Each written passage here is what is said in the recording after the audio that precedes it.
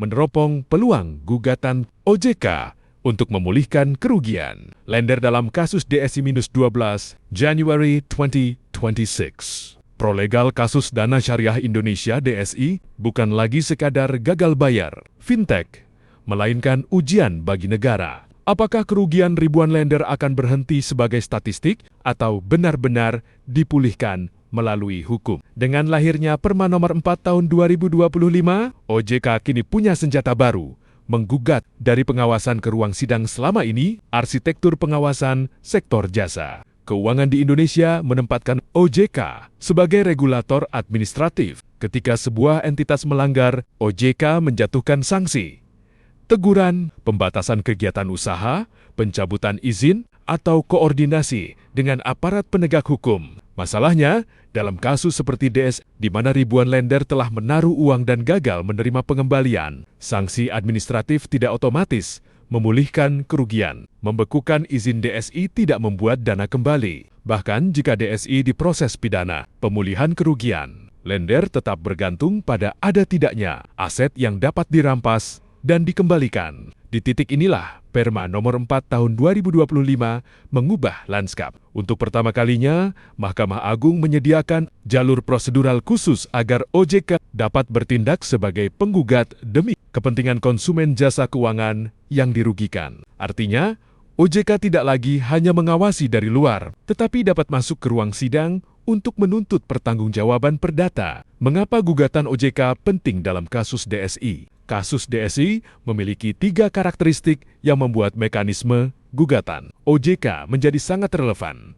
Jumlah korban masif ribuan lender dengan nilai kerugian sangat besar. Jika setiap lender harus menggugat sendiri, akan muncul ribuan perkara terpisah, mahal, lama, dan tidak efisien. Asimetri informasi OJK sebagai regulator memiliki data, hasil pemeriksaan, dan pemahaman sistemik yang tidak dimiliki lender individual. Dampak sistemik terhadap kepercayaan publik, gagal bayar satu fintech besar bukan hanya masalah privat, tapi berpotensi merusak kepercayaan terhadap seluruh ekosistem pembiayaan digital. Karena itu, gugatan oleh OJK bukan sekadar mewakili lender, melainkan menjalankan fungsi kepentingan publik public interest litigation kerangka prosedural dalam Perma nomor 4 tahun 2025 Perma Abreu de 2025. Pada dasarnya membangun 3 pilar. Legal standing OJK Perma ini menegaskan bahwa OJK memiliki kedudukan hukum legal, standing untuk mengajukan gugatan, perdata demi pemulihan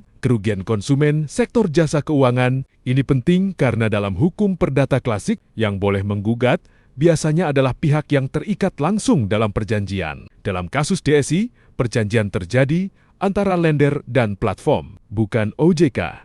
Tanpa Perma ini, posisi OJK akan mudah dipatahkan dengan dalih tidak punya hubungan hukum. Dengan Perma April tahun 2025, pengadilan tidak lagi dapat menolak gugatan OJK hanya karena tidak ada hubungan kontraktual langsung. Model gugatan bukan class action, tapi regulator action gugatan.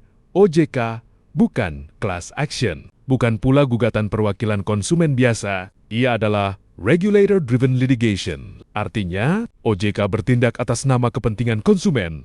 Dalam hal ini para lender DSI, tetapi tidak perlu mengumpulkan satu persatu surat kuasa dari ribuan lender, sehingga hal tersebut akan membuat proses jauh lebih cepat dan kuat secara formil. Fokus pada pemulihan restitusi, bukan sekadar penghukuman. Perma ini menggeser orientasi pengadilan dari sekedar apakah perusahaan bersalah menjadi bagaimana kerugian konsumen dipulihkan. Mirip dengan upaya restitusi dalam perkara pidana, di mana kejaksaan dapat mewakili kepentingan para korban untuk mendapatkan pemulihan kerugian dari pelaku. Dalam konteks DSI, ini berarti hakim dapat memerintahkan pengembalian dana lender, penyerahan aset, pembentukan mekanisme distribusi hasil eksekusi. Bagaimana gugatan OJK terhadap DSI secara teknis bisa diajukan secara prosedural? Langkah OJK dalam perkara seperti DSI dapat dibayangkan sebagai berikut. Penetapan adanya pelanggaran sektor jasa keuangan OJK lebih dulu lewat pemeriksaan dan pengawasan, menyimpulkan bahwa DSI melanggar kewajiban prudensial, tata kelola,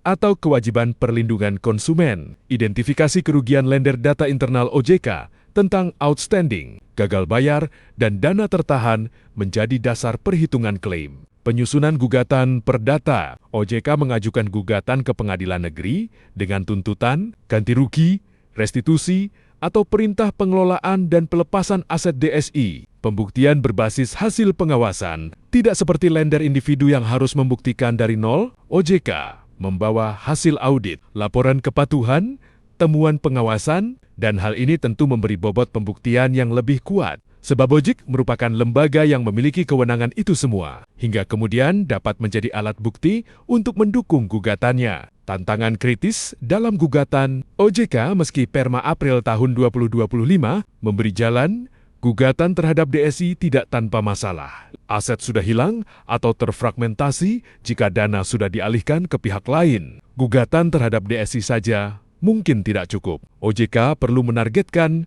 direksi, komisaris, pihak terafiliasi jika ada bukti pengalihan yang melanggar hukum atau pelanggaran fiduciary duty, namun ini perlu dibuktikan secara terpisah dahulu, tumpang tindih dengan proses pidana atau kepailitan jika DSI diproses pidana atau pailit. Muncul pertanyaan, apakah gugatan OJK didahulukan? Apakah lender diposisikan sebagai kreditur biasa? Disinilah peran hakim menjadi krusial dalam menyelaraskan kepentingan perlindungan konsumen. Dengan hukum kepailitan dan pidana, presiden menggeser wajah. Penegakan hukum keuangan jika gugatan OJK dalam kasus DSIT dikabulkan, dampaknya akan jauh melampaui satu perkara.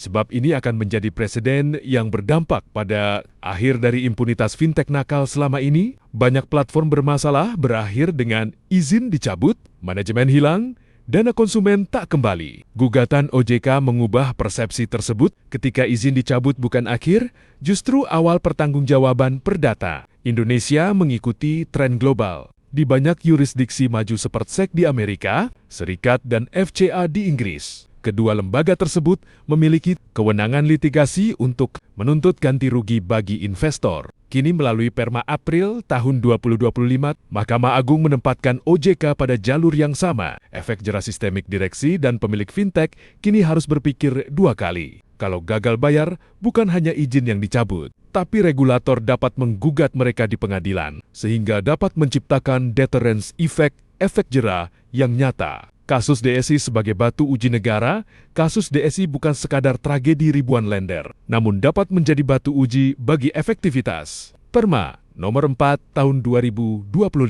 Jika OJK berani menggugat DSI, konsisten mengejar aset, dan pengadilan berani memerintahkan pemulihan, hal ini akan membawa Indonesia memasuki era baru, di mana regulator tidak lagi hanya mengawasi, tapi juga memulihkan. Dan bagi para lender, ini adalah satu-satunya harapan agar kerugian mereka tidak terkubur bersama bangkrutnya. Sebuah platform, Bimo Prasetyo Corporate Lawyer, pada kantor hukum BP Lawyers Counselors, Otetlo, dipromosikan tagar DSI, Fintis Indonesia, gugatan notch, hukum fintech, kerugian lender, keuangan digital, pemulihan kerugian, pengawasan keuangan.